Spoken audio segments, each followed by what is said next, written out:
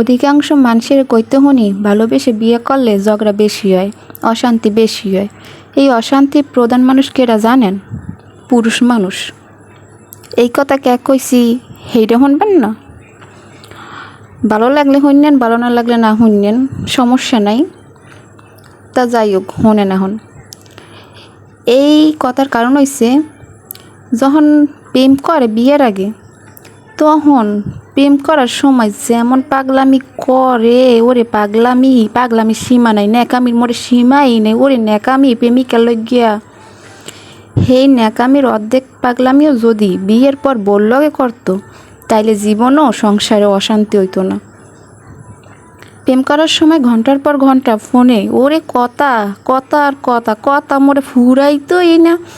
এই পেঁচাল সেই পেঁচাল, গ্রামের কোনহানে কি হইছে না হইছে, আইস্তা বাইস্তা কত পেঁচাল পড়তো।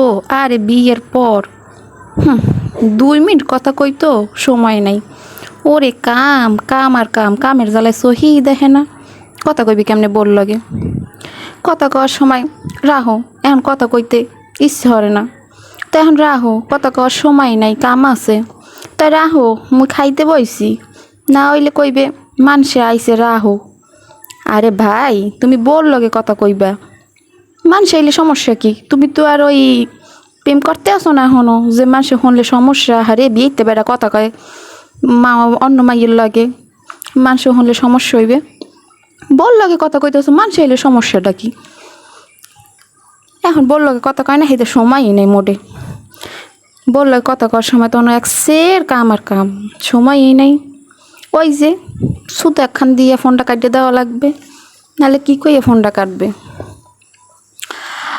শোনেন আমনে গো, আমি জানি এই ভিডিও দেখে আপনারা হাসবেন, কইবেন কি ভিডিও বানাইতেছে এগুলা, পাগল হয়ে গেছে মনে হয়, মেন্টাল হয়ে গেছে। আহারে মেন্টাল হই নেই, সত্যি কথা কইলেই দোষ। এই সমাজে সত্যি কথা কইবেন তো আপনি এক সের খারাপ, আপনি ভালোই না। আর আপনি ওই মিথ্যা শোষো করবেন, তাহলে দেখবেন আপনি এক সের ভালো। কে আপনি তো মুখে মিডিয়া, ভিতরে তিতা। আর আমি না মুখে মিডিয়া না, আমি ভিতরে মিডিয়া, উপরে তিতা। এখন কিছু কিছু উচিত কথা কই তো, হয়তো মানুষের কাছে আমি ভালো না, থাক, ভালো হওয়ার দরকারও নেই, আল্লাহর কাছে ভালো হইলেই হইবে।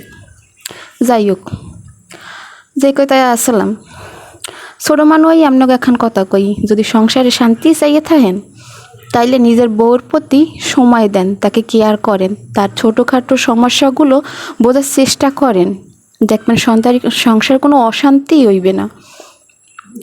তাকে মাঝে মাঝে একটু কোথাও ঘুরতে নেন, কারণ সে সবসময় ডিপ্রেশনে থাকে সব দিক থেকে, তার মন সবসময় খারাপ থাকে। কোথাও গেলে হয়তো তার মনটা ভালো থাকবে। তা তো বোঝার ক্ষমতা আপনি গো নাই, যারা ওই প্রতিদিন স্যান করেন হুদা জায়গায়, হ্যাঁ গো ক্ষমতা না, হেরা মুই ভালো হইয়াই জানি। তার মন আছে, কিন্তু একটা মেয়ের মন আছে, তারা কখনো খারাপ হয় না, তাদেরকে খারাপ বানানো হয়, পরিবার থেকে বানায়, তারা কখনো খারাপ থাকে না, তারা মানুষের চাল চক্করে খারাপ হয়ে যায়। কিছু কিছু মেয়ে খারাপ আছে, সেটা সত্যি, তারা ভালো কিছু পাইয়াও বোঝে না, তারা বোঝে যে এই মনে হয় ভালো না, কিন্তু সব মেয়ে কিন্তু সমান না, সব মেয়ে কিন্তু সেটা বোঝে না। তাই পরে মানে মানুষের সময় না দিয়ে নিজের বউকে একটু সময় দেন, দেখবেন আপনার সংসার কোনো অশান্তি হইবে না। তার মন বোঝার চেষ্টা করেন।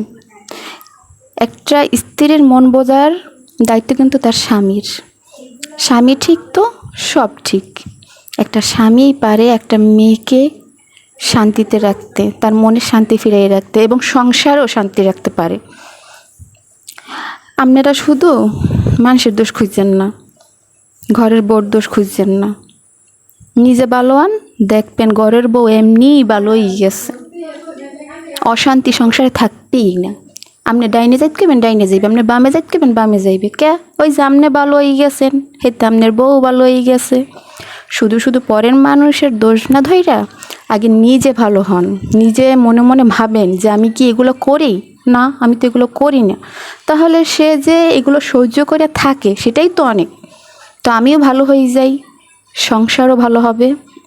আল্লাহ হাফেজ।